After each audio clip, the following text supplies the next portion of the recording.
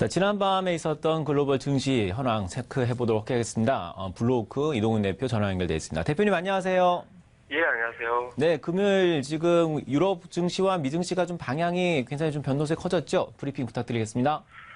예, 금리 상승에 대한 우려감, 그다음에 무역 보복에 대한 어떤 차별화된 반응 이런 형태로 나오면서 이제 시장이 다우는 빠지고 나스닥과 S&P 500은 상승하는 그런 모습이 나왔습니다.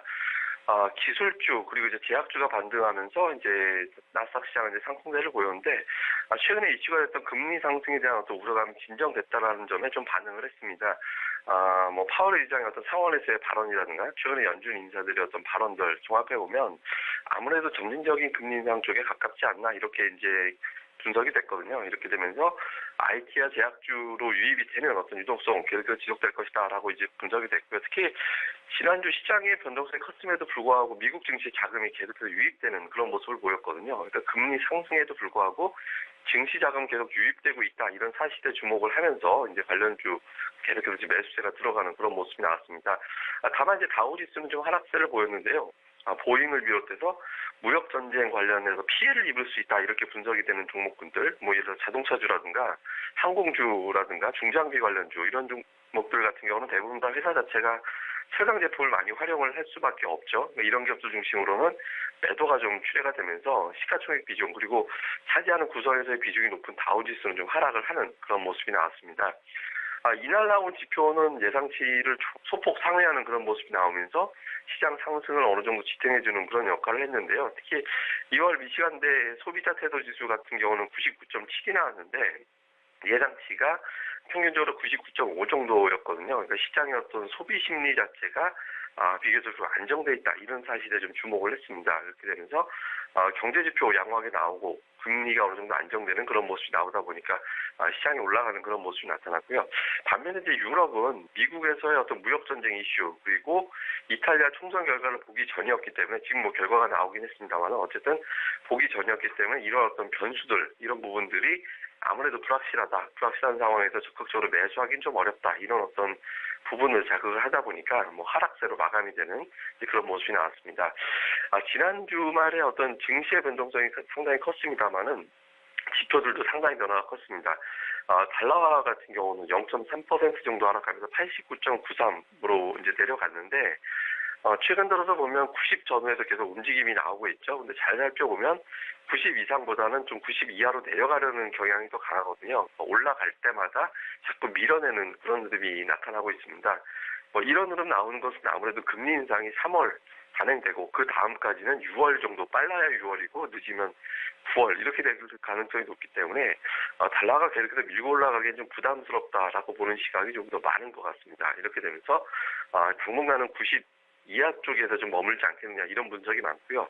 국제유가는 달러가 또 약세를 보였고 또 이런 가운데 최근에 미국에서 채굴량이 계속해서 감소를 보일 것이니까 증가 속도가 좀 둔화될 가능성 이런 부분들이 좀 제기가 됐거든요. 그래서 0.4% 정도 올라가면서 61달러 초반을 기록을 했는데 국제유가는 지금 60달러, 65달러 사이에서 크게 변화가 없습니다. 중동에서의 어떤 정세 불안이라든가 미국에서 재고의 등락이라든가 이런 흐름에 그렇게 크게 연동이 되지 않거든요. 근데 아마 FOMC에서 미국에서 금리 결정이 나고 하면서 외환 시장이 좀 안정이 되고 그다음에 경기 쪽에 지금은 변동성에 주목을 하고 있지만 결국에는 경기 쪽에 주목을 할 수밖에 없거든요. 그래서 그런 흐름이 나올 때 아마 65달러를 다시 돌파하는 그런 시도가 나올 가능성이 높다 이렇게 봐야 될 것 같습니다.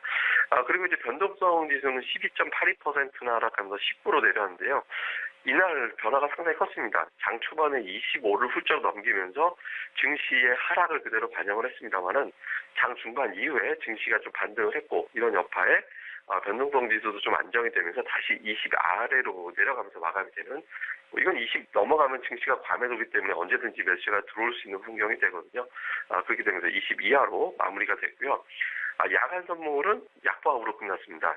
외국인들이 좀 많이 팔았는데요. 2,100계약 이상 매도하는 가운데 0.05% 정도의 하락. 다만 막판에 미증시가 더 올라간 부분을 반영하지 않았기 때문에 초반에 우리 시장은 좀 상승 출발하지 않을까 이렇게 봐야 될 것 같습니다. 이번 주에 중요한 이슈를 좀 간단하게 정리해봐야 될 것 같은데 아무래도 무역 전쟁에 대한 반응은 계속해서 나올 겁니다. 뭐 유럽, 중국 이 관세 관련된 무역 전쟁 관련된 반응이 지난주 후반에도 좀 몇 가지가 좀 나왔죠. 뭐 앞서 정리해 주셨습니다만은 유럽에서 보복 관세 준비하고 있다. 그다음에 이제 중국에서도 여러 가지 카드를 준비하고 있다라는 건데 사실 구체적인 카드보다는 아직까지는 발언에 많이 치우쳐 있는 그런 상태거든요. 근데 이번 주에 이 부분이 계속해서 이제 맞불이 놓여질 가능성은 있습니다만은 첫 번째 발언이 나왔을 때보다는 좀 그 시장의 충격은 제한적일 가능성이 높거든요. 그래서 뭐 상당히 어떤 파격적인 제한, 채권 관련된 내용이 부각이 된다든가 이런 내용이 아니라면 반응에 대해서는 시장에서 조금 부드러워질 가능성은 있다 이렇게 봐야 될 것 같고요. 그 다음에는 미국 이제 경제 동향을 나타내는 자료죠. 베이지북이 이번 주에 나오게 되는데 미국 경제에 대해서는 현재 긍정적인 평가 나오는 게 좋거든요. 뭐 너무 좋아서 금리를 올릴 것 같다 이렇게 시장에서는 해석할 수도 있겠습니다만은 어쨌든 경기가 좋더라면은 당장 금리 때문에 하락해도 결국에는 경제가 증시를 끌어올릴 수 있는 그런 계기가 될 수 있거든요. 그래서 베이지북 내용에서 미국의 경제가 완만하게 회복되고 있다는 점이 확인되는지 여부 이 부분 상당히 중요하고요. 마지막으로는 고용지표. 뭐 시장에서는 실업률 4.0% 그리고 비농업 일자리 19만 5천 명 정도 예상하고 있는데 이 선에서 만약에 이제 비슷하게 나오고 특히 임금 뭐 앞서 전년 대비 2.9% 정도 임금 상승률 예상한다라고 말씀을 해주셨습니다만은 뭐 그 정도 수준이 나온다면 만약에 3.0 이상 나오는 수치가 앞이 3이라는 숫자가 보이게 되면 시장에서는 또다시 어떤 금리에 대한 어떤 공포감을 또 가질 수 있는 상황이 되거든요. 그래서 고용지표 실업률 4%, 비농업 일자리 19만 5천 명보다는 임금 상승률이 앞에서 숫자가 증가율이 3%대를 기록하는지 여부 뭐 이렇게 되면 시장에서 좀 부담으로 느낄 수 있으니까 여기서 나오는 이 수치에 주목해서 잘 살펴보는 게 좋겠습니다.